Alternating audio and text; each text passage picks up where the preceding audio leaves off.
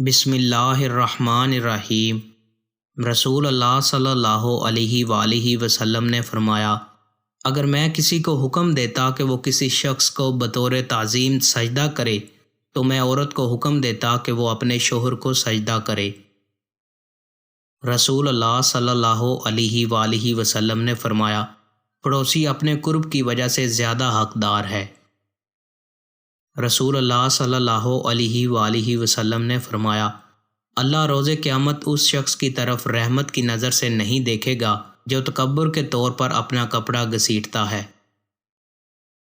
رسول اللہ صلی اللہ علیہ وآلہ وسلم نے فرمایا، جو شخص امام کے خلاف خروج کرے اور میری امت کے درمیان تفریق ڈالے تو اس کی گردن اڑا دو۔ رسول اللہ صلی اللہ علیہ وآلہ وسلم نے فرمایا، اگر کوئی آدمی کسی ایسی چٹان میں کوئی عمل کرتا ہے جس کا کوئی دروازہ اور روشن دان نہیں تو اس کا یہ عمل جیسا بھی ہو لوگوں پر آشکار ہو جاتا ہے۔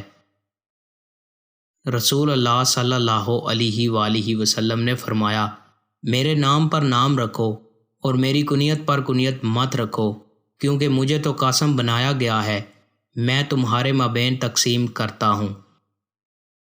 رسول اللہ صلی اللہ علیہ وآلہ وسلم نے فرمایا، مسلمان کی گم شدہ چیز اگر وہ اعلان کیے بغیر اٹھا لی جائے تو وہ آگ کا شعلہ ہے۔